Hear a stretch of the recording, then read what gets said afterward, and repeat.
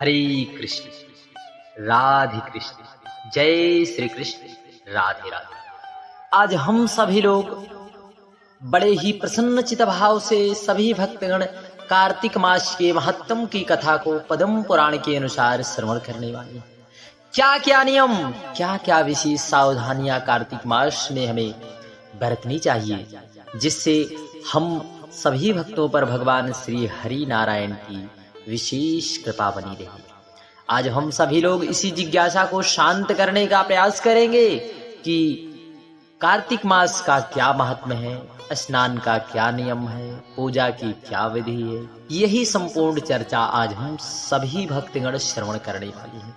बड़े ही प्रसन्न चित भाव से भगवान हरि नारायण की स्मृति अपने मन मस्तिष्क में बसाकर आज की कथा को श्रवण करते हैं। परंतु उससे पहले नियम, विशेष सावधानियां हम सभी को जानना परम आवश्यक है।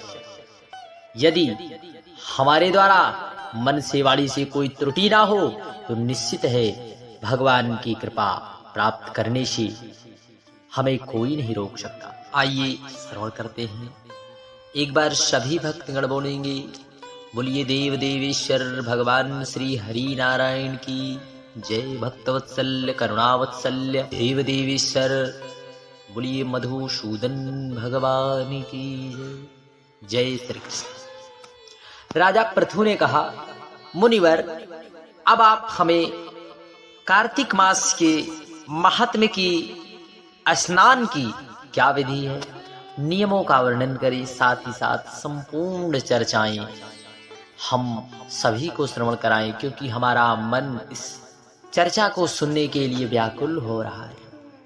तब नारद जी बोले, राजन तुम भगवान विष्णु के अंश से उत्पन्न हुए, तुम्हारे लिए कोई बात अज्ञात नहीं है। तथापि तुम पूछते हो, इसलिए मैं कार्तिक के परम उत्तम महात्म्य का वर्णन करता हूं। सुनो। अश्विन मास के शुक्ल पक्ष में जो एकादशी आती है, उसी दिन आलस्य छोड़कर कार्तिक के उत्तम व्रत का नियम ग्रहण कर। व्रत करने वाले पुरुष पहर भर रात बाकी रहे तभी उठे, लोटा लेकर गांव के नैऋत्य कोण की ओर जाएं। दिन और संध्या के समय उत्तर दिशा की ओर मुख करके तथा रात्रि के समय दक्षिण की ओर मुख करके मल मूत्र का त्याग करें। पहले जनेऊ को दाहिने कंधे पर चढ़ा लें और भूमि को तिनके से ढककर अपने मस्तक को वस्त्र से आच्छादित कर लें। सोच के समय मुख को यत्न पूर्वक मूंदे रखें। नाथों के नामों से ऊपर सांस खींचें। मल त्याग के पश्चात गुदा भाग तथा हाथ को इस प्रकार धोएं जिससे मललेप और दुर्गंध। इस प्रकार से स्वच्छता पूर्वक शौच का नियम आप करें। फिर हाथ में मिट्टी लगाकर उसे 2-3 बार धोना। यह गृहस्थों के लिए शौच की विधि बताई गई है। ब्रह्मचारी के लिए तो इससे 2 गुना, वानप्रस्थ के लिए 3 गुना, सन्यासियों के लिए 4 गुना बताई गई है। 4 गुना बताई गई है। रात को दिन की अपेक्षा आधे शौच का नियम है। रास्ता चलने वाले व्यक्ति के लिए, स्त्री के लिए, शूद्रों के लिए उससे भी आधे शौच का विधान है। शौच कर्म से हीन पुरुष की समस्त क्रियाएं निष्फल हो जाती हैं। जो अपने मुंह को अच्छी तरह साफ नहीं रखता, उसके उच्चारण किए हुए मंत्र फलदायक नहीं होते। इसलिए प्रयत्न पूर्वक दांत और जीभ की शुद्धि करनी चाहिए। गृहस्थ पुरुष किसी दूध वाले वृक्ष की 12 अंगुल की लकड़ी लेकर दातून करें।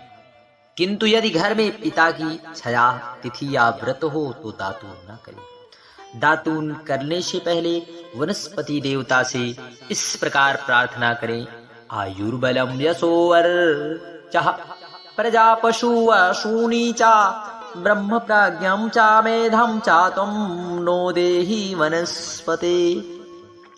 हे वनस्पते, आप मुझे आयु, यश, बल, तेज, संतति, पशु, धन, ब्रह्म ज्ञान और स्मरण शक्ति प्रदान करें। इस मंत्र का उच्चारण करके दातून से दांत साफ करना चाहिए। प्रतिपदा, अमावस्या, नवमी, षष्ठी, रविवार तथा चंद्रमा और सूर्य ग्रहण के दिन दातून नहीं करना चाहिए।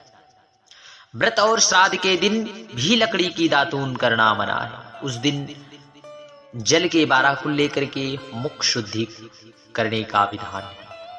कांटेदार वृक्ष, कपास, सिंधवार, ब्रह्मवृक्ष, बरगद, एरड़, दुर्गंध युक्त वृक्षों की लकड़ी को दातून के काम में नहीं लेना चाहिए। देखिए, यही सब नियम यदि हम अपनाते हैं तो निश्चित है कार्तिक मास के महात्म की हमें उसके फल की प्राप्ति अवश्य होगी। फिर स्नान करने के पश्चात भक्ति परायण एवं प्रसन्नचित हो चंदन, फूल, तांबूल आदि पूजा की सामग्री ले भगवान श्री हरि विष्णु तथा शिव के मंदिर, वहां भगवान को पृथक पृथक पाद्य, अर्घ आदि उपचार अर्पण करके स्तुति करें तथा पुनः नमस्कार करके गीत आदि मांगलिक उत्सव का प्रबंधन करके ताल, वेणु, मृदंग आदि वाद्यों के द्वारा भगवान के सामने नृत्य और गान करने वाले लोगों का भी तामूल आदि के द्वारा सत्कार करें। जो भगवान के मंदिर में गान करते हैं वे साक्षात विष्णु स्वरूप होते हैं। कलयुग में किए हुए यज्ञ, दान, तप, भक्ति से युक्त ही जगत गुरु भगवान को संतोष देने वाले होते हैं। राजन, एक बार मैंने भगवान से पूछा, देवदेव ईश्वर आप कहाँ निवास करते हैं? तो वे मेरी भक्ति से संतुष्ट होकर बोले, नारद, ना तो मैं वैकुंठ में निवास करता हूँ, ना योगियों के हृदय में। मेरे भक्त जहाँ मेरा गुणगान करते हैं वहीं मैं रहता हूँ। यदि मनुष्य गंध, पुष्प आदि के द्वारा मेरे भक्तों का पूजन करे और उससे मुझे जितनी अधिक प्रसन्नता होती है उतनी स्वयं मेरी पूजा करने से भी नहीं। जो मूर्ख मानव मेरी पुराण कथा और मेरे भक्तों का गान सुनकर निंदा करते हैं वे मेरे द्वेष पात्र। सिरस, उन्मत्त, धतूरा, गिरजा, मल्लिका, सेमल, मदार और कनेरी के पुष्पों तथा अक्षतों के द्वारा श्री विष्णु की पूजा नहीं करनी चाहिए। जवा, कुंद, सिरस, जूही, मालती और केवड़े के फूल से श्री शंकर जी का पूजन नहीं करना चाहिए। लक्ष्मी प्राप्ति की इच्छा रखने वाले पुरुष तुलसी दल से गणेश जी का, दूर्वा दल से दुर्गा का तथा अगस्त के फूलों से सूर्य देव का पूजन न करें। इनके अतिरिक्त जो उत्तम पुष्प हैं वे सदा सब देवताओं की पूजा के लिए प्रशस्त माने गए। इस प्रकार पूजा विधि पूर्ण करके देव देवीश्वर भगवान से प्रार्थना करें। मंत्रहीनम क्रियाहीनम भक्तिहीनम सुरेश्वर यत पूजितम मया देवो परिपूर्ण तदस्तु में। देव देवीश्वर, मेरे द्वारा की हुई आपके पूजन में जो मंत्र, विधि तथा भक्ति की न्यूनता हुई है वह सब आपकी कृपा से पूर्ण हो जाए। तदंतर प्रदक्षिणा करके दंडवत प्रणाम करके पुनः भगवान से त्रुटियों के लिए क्षमा याचना करते हुए गायन आदि समाप्त करके जो इस कार्तिक की रात्रि में, देखिए कार्तिक मास की रात्रि में भगवान विष्णु तथा शिव की भली भांति पूजा करते हैं वे मनुष्य पापहीन होकर अपने पूर्वजों के साथ श्री हरि विष्णु के धाम जाते हैं। नारद जी कहते हैं, जब 2 घड़ी रात बाकी रहे तब तिल, कुश, अक्षत, पुष्प और चंदन आदि लेकर पवित्रता पूर्वक जलाशय के तट पर जाएं। मनुष्यों का खुदवाया हुआ पोखर हो अथवा कोई देवकुंड हो या नदी अथवा उसका संगम हो, इसमें उत्तरोत्तर 10 गुने पुण्य की प्राप्ति होती है तथा यदि तीर्थ में स्नान करें तो उसका अनंत फल हमें प्राप्त होता है। तत्पश्चात भगवान विष्णु का स्मरण करके स्नान का संकल्प करें तथा तीर्थ आदि के देवताओं को क्रमशः अर्घ आदि निवेदन करें। फिर भगवान विष्णु को अर्घ देते हुए यह मंत्र पढ़ें। नमः कमलनाभाय नमस्ते जलशयने नमे नमस्ते अस्तु ऋषिकेश गृहार्घम्य नमो अस्तुते। कार्तिकेऽहं करिष्यामि प्रातः स्नानं जनार्दन, प्रीत्यर्थ तव देवेश दामोदर मयाशः। ध्यात्वाहं त्वां च देवेश जले अस्मिन् स्नानात् तु मुद्धतं त्वं प्रसादात् पापं मे दामोदर विनश्यतु। भगवान पद्मनाभ को नमस्कार है, जल में शयन करने वाले श्री नारायण को नमस्कार है, ऋषि के साप को बारंबार नमस्कार है। यह अर्घ्य ग्रहण कीजिए जनार्दन। देवेश लक्ष्मी पति सहित दामोदर, मैं आपकी प्रसन्नता के लिए कार्तिक में प्रातः स्नान करूंगा, ऐसा संकल्प करें। तत्पश्चात भगवान राधा श्री कृष्ण को निम्न मंत्रों द्वारा अर्घ्य दें। नित्ये नैमित्ते के कृष्णे कार्तिके पापनाशने, ग्रहणार्घम मया दंत राधाय सहितो हरे। श्री राधा जी तथा भगवान श्री कृष्ण नित्य और नैमित्य कर्म रूप है। इस पापनाशक कार्तिक स्नान के व्रत के निमित्त मेरा दिया हुआ अर्घ स्वीकार हो। इस प्रकार से भगवान नाम स्मरण जरूर करें। यदि आपको कुछ भी ना आवे मंत्र तो इसके बाद व्रत करने वाले पुरुष भागीरथी शिव विष्णु तथा सूर्य का स्मरण करके नाभि के बराबर जल में स्नान करें। गृहस्थ पुरुष को तिल और आंवले का चूर्ण लगाकर स्नान करना चाहिए। वनवासी सन्यासी तुलसी के मूल की मिट्टी लगाकर स्नान करें। सप्तमी, अमावस्या, नवमी, द्वितीया, दशमी और त्रयोदशी को आंवले के फल और तिल के द्वारा स्नान करना निषिद्ध है। पहले मल स्नान करें, अर्थात शरीर को खूब मलमल कर अपनी मैल छुड़ावें। उसके बाद मंत्र स्नान करें। स्त्री और शूद्रों को वेदोक्त मंत्रों से स्नान नहीं करना चाहिए।